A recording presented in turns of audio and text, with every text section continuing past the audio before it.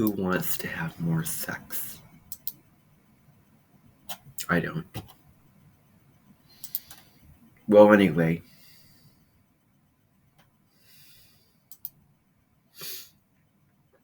I am going to be reading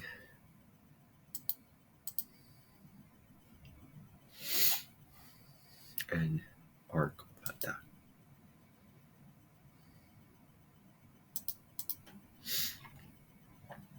So let me find that.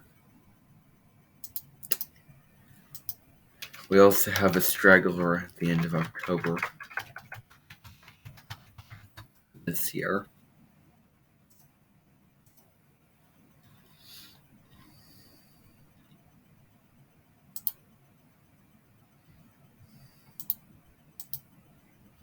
So, Scorpio season when the straggler is happening. Scorpio is a sign that relates to sex.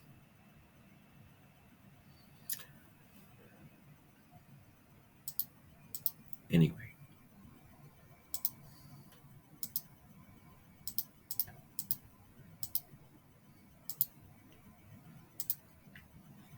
Says, sex is good.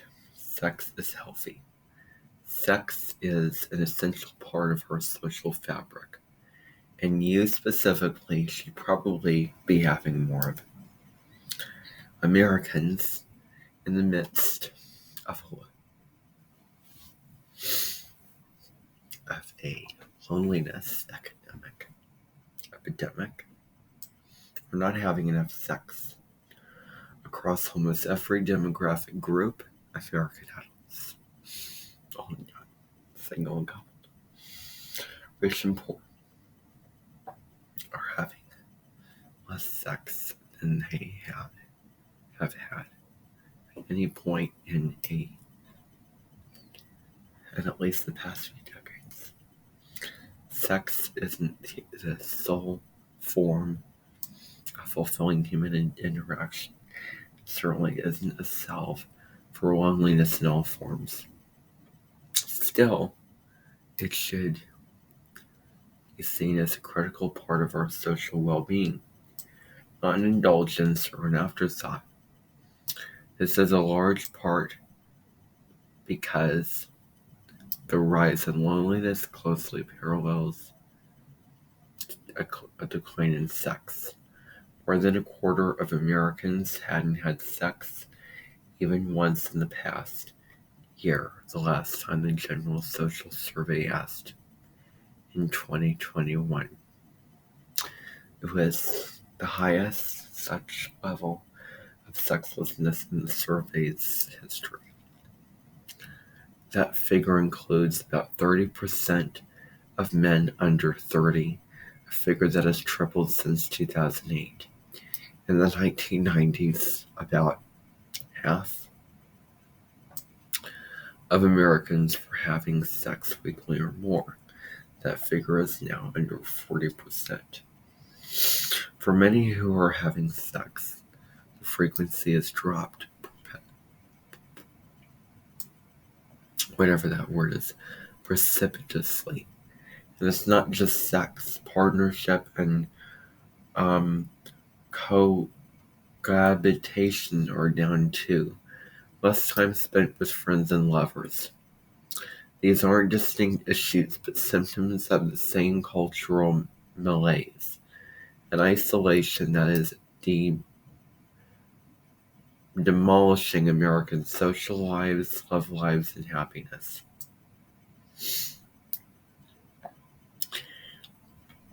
Estimates vary, but somewhere between a third and 2/3 of Americans report being lonely. Loneliness exists on a feedback loop. Fraying cultural bonds, damaged physical health, and reduced social contact both exacerbate loneliness and are exacerbated by it, to the point that loneliness lowers life expectancy. Loneliness is a challenging phenomenon for researchers to quantify, but there are telltale signs. And they point to a society losing its way. The number of Americans who report having no close friends at all has quadrupled since 1900, according to a survey Center on American Life study. An average American in 2021 spent 58% less time with friends than in 2013, the Census Bureau found. COVID-19 has contributed to the spike of loneliness and the decline of sex, but is only partially responsible. Between 2014 and 2019, the decrease in time people spend with friends was greater than during the pandemic. During the pandemic, many Americans spent more and more time alone, with neither friends nor romantic partners. Younger Americans are infamously less likely to have sex than their parents' generations. And when they do, they're doing it with fewer partners. In my work as a writer covering sex and culture, I have spoken to dozens of men from whom a lack of sex is the defining characteristic of their daily life. It shapes their interests, their motivations, their hopes. Some are incels, short for involuntary celibates, believers in a toxic, misogynistic ideology, but more are not. Some believe the pursuit of sex will be entirely futile. In turn, they've begun to interpret going out, spending time with friends, and meeting new people as futile too. This thinking became cyclical soon. They're not only afraid of failing to find a sexual partner, but they also grow to fear even platonic social interactions. Sex is only one component of their overall isolation, but is in many cases the one upon which the overall problem hinges. It's easy to brush these men off as anomalies, or to label their status as a result of personal failings or even the consequences of modern masculinity. But while much of the research around the decline of sex focuses upon young men, almost every group of Americans experiencing the absence of sex, and the consequences are profound. If a lack of sex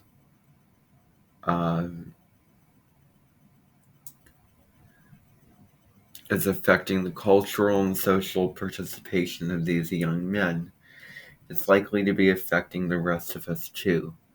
A lack of sex can easily translate into less socialization, fewer families, and a sicker population. Sex reduces pain, relieves stress, improves sleep, lowers blood pressure, and strengthens heart health. Writers like myself have made male sexlessness a well-known issue, even as women are in the same bind. Data from the Central Social Survey actually suggests they may have having even less sex than men. In 2021, roughly a quarter of women under 35 reported having no sex in the past year. For men, the figure was 19%. Women who are having sex are less likely to be happy with the sex that they're having. Both men and women report feelings of regret and unhappiness following casual sex, but it's more common among women, probably in part because of cultural perceptions of sexual autonomy. Sex can bring people together, but that only works when it's good sex.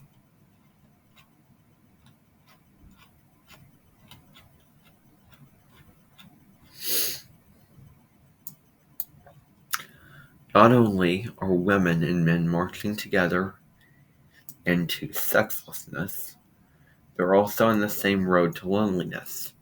Young women are more likely than men to report losing touch with friends during the pandemic. And a British study found that women are more likely than men to report feeling lonely often or always.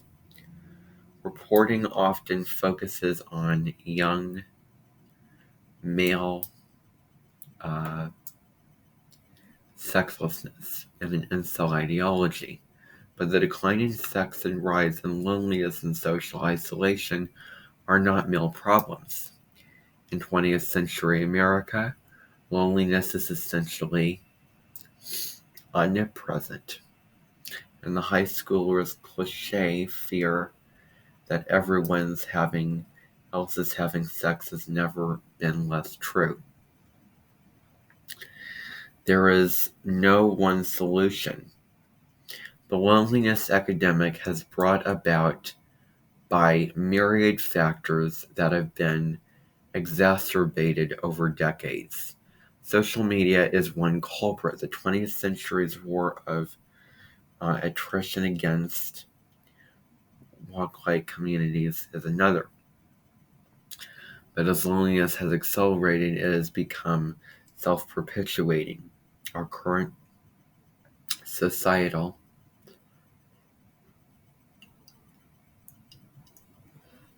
loneliness and sexlessness is a result of social and cultural shifts, while its continuation perpetuates those shifts further. The loneliness epidemic may be a societal issue, but it can be solved, at least partially, at the level of individual bedrooms. Those of us in a position to be having more sex ought to be doing so. Here is the rare opportunity to do something for the betterment of the world around you that involves nothing more than indulging one of humanity's most essential pleasures. Having more sex is both personal guidance, your doctor might well agree, and a political statement. American society is less connected, made up of individuals who seem increasingly willing to isolate themselves. Having more sex can be an act of social solidarity. Not everyone who wants to have more sex is easily capable of doing so. Disabilities, religious objections, asexuality, and any set of day-to-day restrictions and responsibilities curtail or close off sex for many. There may be some who simply do not want to have more sex or any at all. Otherwise, those of us who want to live purer lives. But even those who won't have more sex should avoid apathy.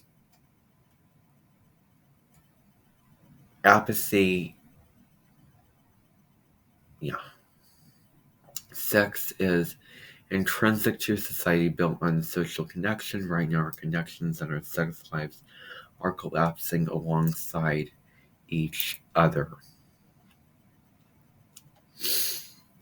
Many people, like some of the young men I have spoken in my work, have resigned themselves to displacing their sexual desires, relying entirely on porn and other online stimuli, mirroring so many types of relationships that I have been subsumed into the digital world. As a balm for loneliness, digital sex can be little better than digital friendship, a source of envy, resentfulness, and spite, a driver of loneliness rather than a cure for it.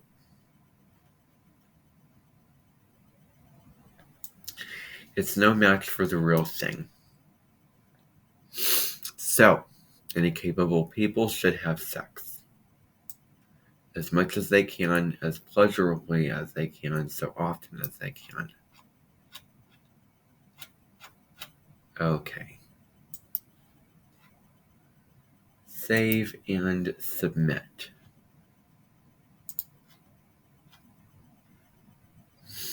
What article did you read for seeing my screen?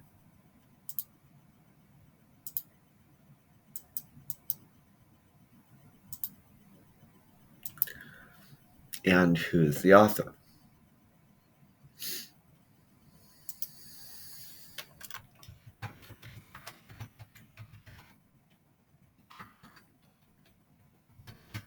What time is that meeting going to be?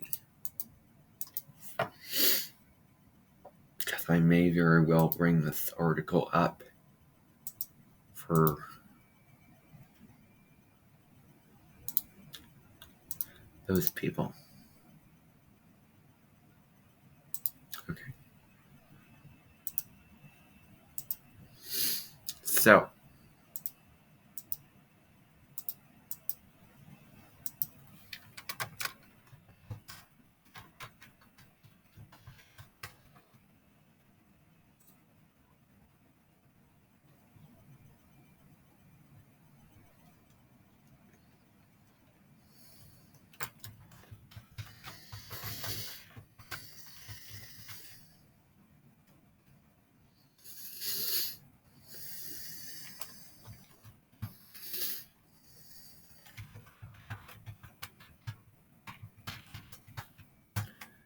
who is the author?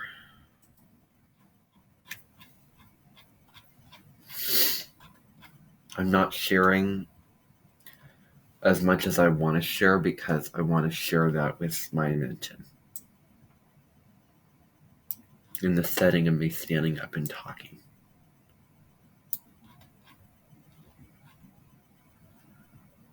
So I really don't know.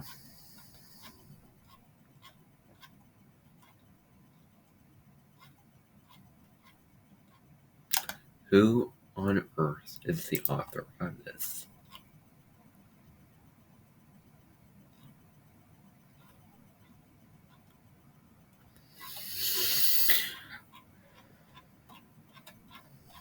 I don't know.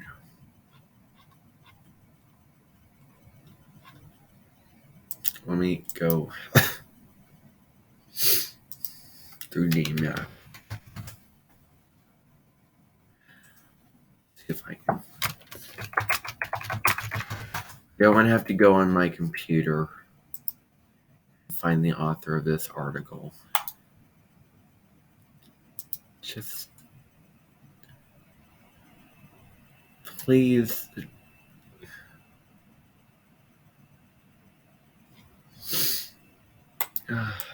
Well, I guess I'll just have to guess.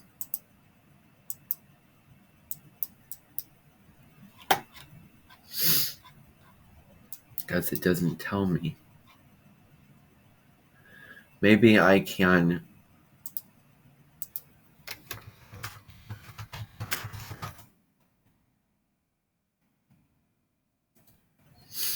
Okay, let me just type the title in. Will it tell me the author?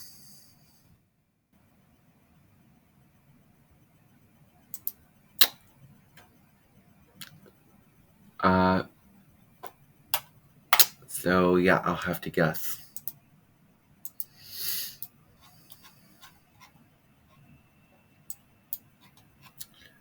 So it says opinion, Nicholas Kristof.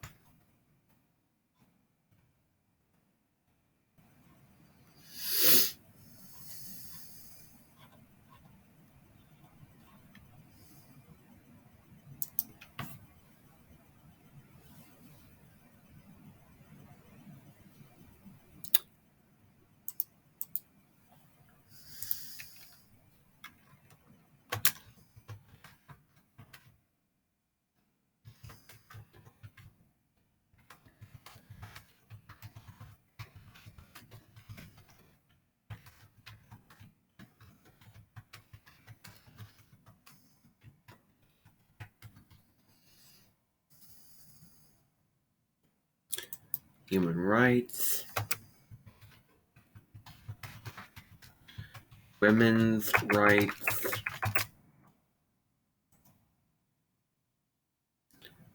health and global affairs.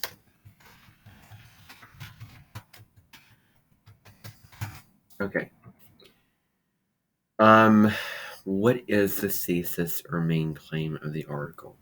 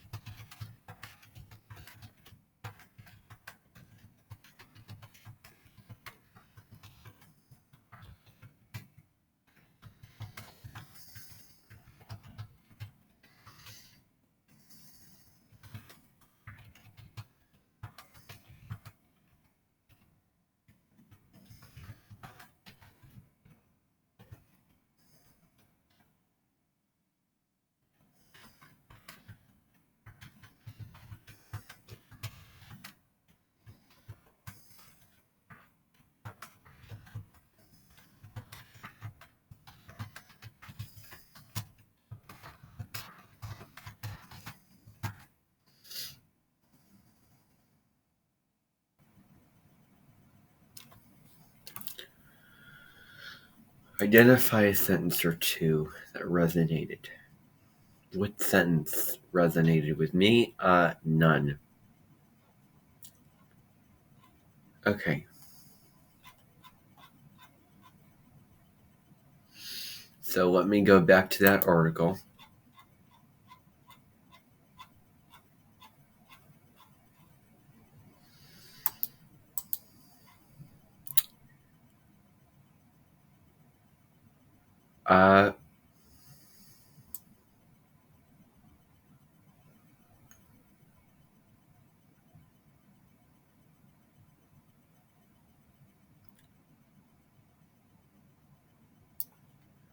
Sentence. Let me find a sentence that does not have anything to do with sex. And then I'll write that down.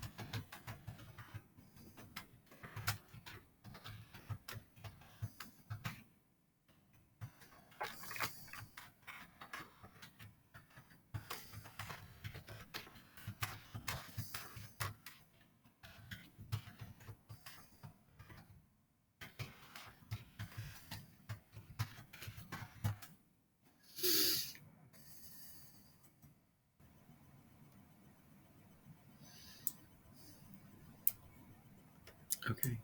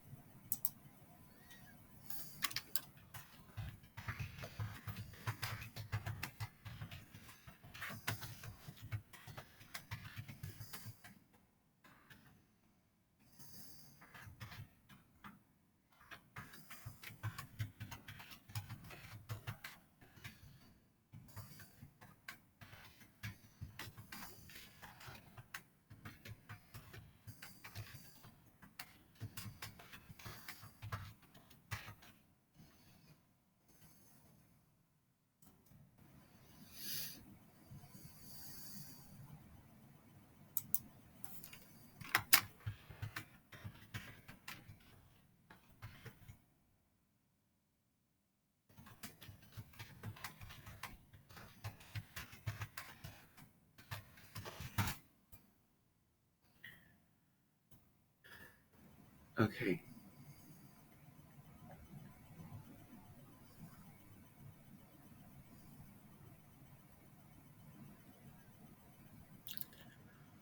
Um,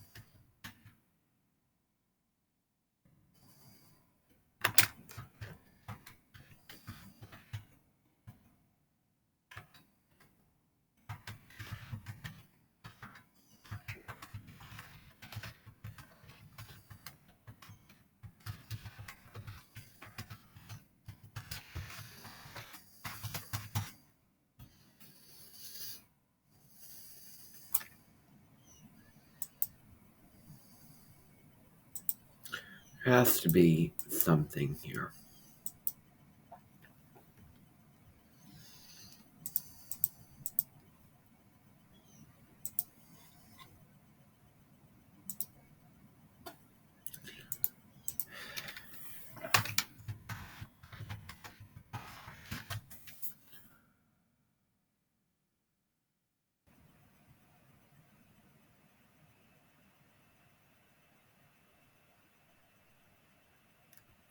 Oh my gosh. It's blatantly obvious.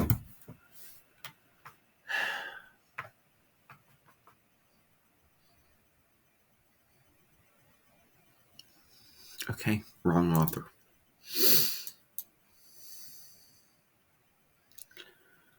Yeah, wrong author.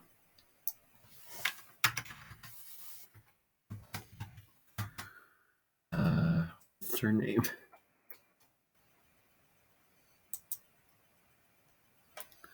By Magdalene.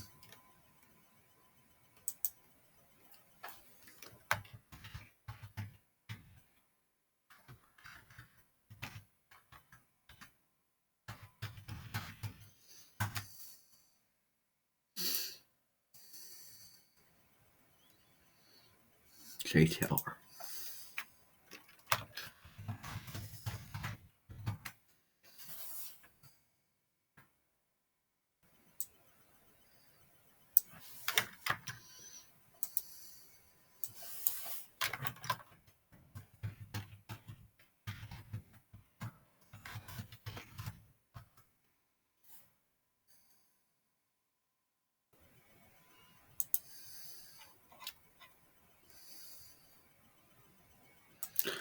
Oh, and it was written by a female.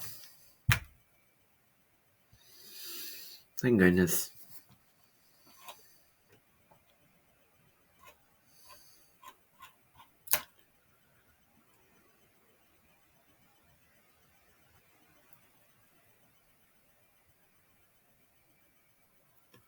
Oh, there's your...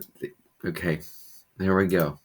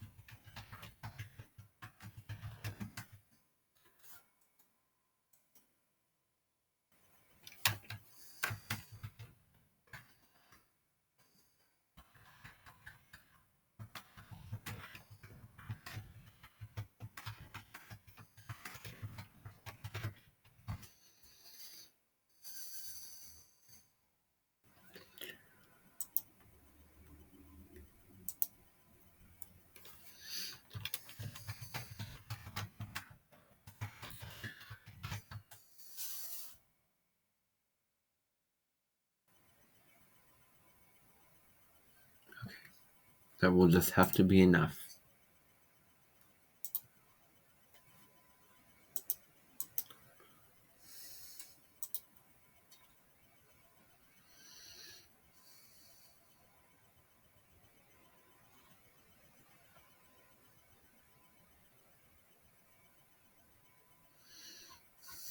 Okay, well, here we go. Okay. Magdalene Taylor is a writer specializing in subculture, sex, and the internet.